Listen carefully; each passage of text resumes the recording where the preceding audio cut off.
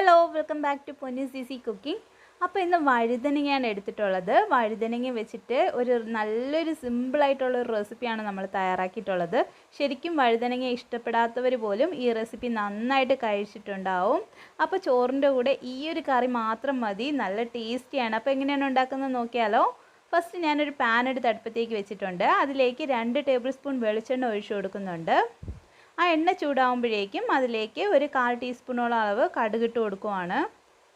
ഇതിലേക്ക് ഞാൻ ഒരു വലിയ സവോള എടുത്തിട്ടുണ്ട്. പിന്നെ 2 പച്ചമുളകും കുറച്ച് കറിവേപ്പിലയാണ് എടുത്ത് വെച്ചിട്ടുള്ളത്. അത് ഞാൻ ഇങ്ങനെ കട്ട് ചെയ്തു ഈ ഒരു അളവിന് വെച്ചിട്ടുണ്ട്.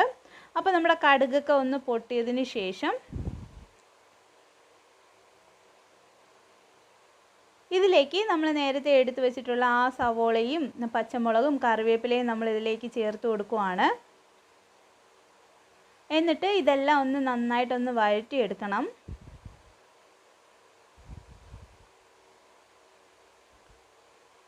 ഇത് പെട്ടെന്ന് വഴന്ന് കിട്ടാനായിട്ട് ഞാനിതിലേക്ക് ആവശ്യത്തിനുള്ള ഉപ്പ് ഈ സമയം ഇതിലേക്ക് ചേർത്ത് കൊടുക്കുന്നുണ്ട്. ഉപ്പ് ചേർത്ത് കൊടുത്തിട്ട് ഞാനിതൊന്ന് അടച്ച് വെച്ചിട്ടാണ് ഇതൊന്ന് സവോളയൊക്കെ ഒന്ന് നന്നായിട്ട് വഴറ്റിയെടുത്തിട്ടുള്ളത്.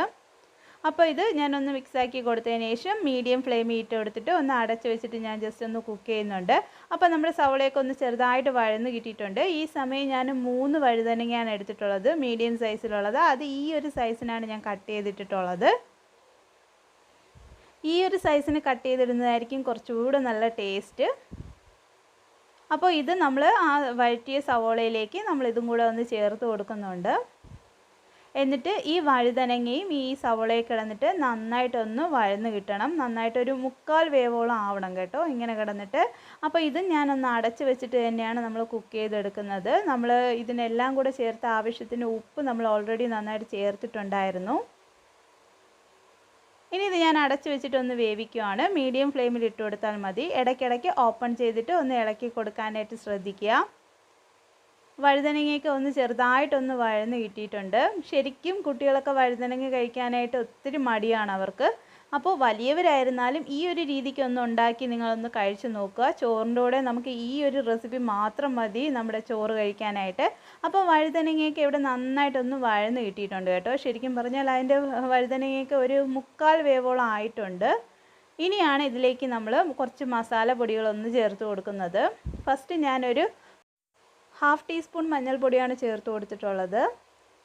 അടുത്തതിലേക്ക് 1.5 ടീസ്പൂണോളം അളവ് മുളക് പൊടി ചേർത്ത് കൊടുക്കുന്നുണ്ട്. എരിവുള്ള മുളകാണ് ചേർത്ത് കൊടുത്തിട്ടുള്ളത്. ഇനി 2 ടീസ്പൂണോളം അളവ് മല്ലിപ്പൊടി നമ്മൾ ചേർത്ത് കൊടുക്കുന്നുണ്ട്. പിന്നെ 1 ടീസ്പൂൺ കാശ്മീരി മുളക് പൊടിയാണ് നമ്മൾ ചേർത്ത് കൊടുത്തിട്ടുള്ളത്. ഇതെല്ലാം കൂടെ ഒന്ന് നന്നായിട്ട് ചെറുതീ കിടന്നിട്ട് ഒന്ന് നന്നായിട്ടൊന്ന് റോസ്റ്റ് ചെയ്തെടുക്കുക.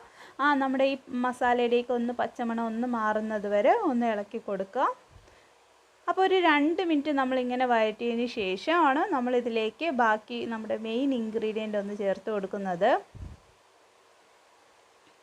ഞാനിവിടെ ഒരു നെല്ലിക്ക വലിപ്പത്തിനുള്ള പുളി ഒന്ന് സോക്ക് ചെയ്തിട്ട് അതിൻ്റെ വെള്ളം 1 കപ്പ് വെള്ളത്തിലാണ് സോക്ക് ചെയ്തിട്ടുണ്ടായിരുന്നത്. അത് നമ്മൾ ഈ സമയം ഇതിലേക്ക് ചേർത്ത് കൊടുക്കുന്നത്.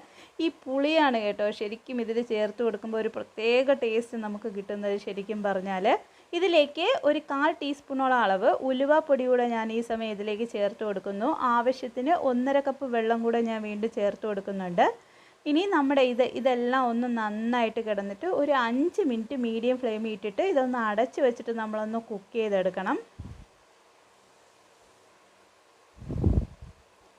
അപ്പോൾ നമ്മുടേത് ഏതാണ്ട് ഒരു 5 മിനിറ്റ് കഴിഞ്ഞു. നമ്മുടെ കറിയൊക്കെ ഏതാണ്ട് ആയിട്ടുണ്ട്. കണ്ടോ, ശരിക്കും നല്ല കുറച്ചുകൂടെ ഒന്ന് തിക്കായിട്ട് നല്ലൊരു കൺസിസ്റ്റൻസി തന്നെ ഇരിപ്പുണ്ട്. നമ്മുടെ എണ്ണയൊക്കെ പുറത്ത് നന്നായിട്ടൊന്ന് തെളിഞ്ഞ് വന്നിട്ടുണ്ട്. അപ്പോൾ ഈ സമയം തന്നെ നമുക്ക് ഫ്ലെയിം ഓഫ് ചെയ്ത് വെച്ച് കൊടുക്കാം. എന്നിട്ട് ഇതൊന്ന് 10 മിനിറ്റ് കഴിഞ്ഞ് സെർവ് ചെയ്യുമ്പോഴേക്കും കുറച്ചുകൂടെ നല്ല ടേസ്റ്റ് ആയിരിക്കും. തണുത്തതിന് ശേഷം സെർവ് ചെയ്യുക. അപ്പോൾ എല്ലാവരും ഈ റെസിപ്പി ഒന്ന് ട്രൈ ചെയ്ത് നോക്കുക. നിങ്ങളുടെ ഫീഡ്ബാക്കുകൾ താഴെ കമൻറ്റ് ബോക്സിൽ രേഖപ്പെടുത്തുക. Thank you for watching. Bye bye.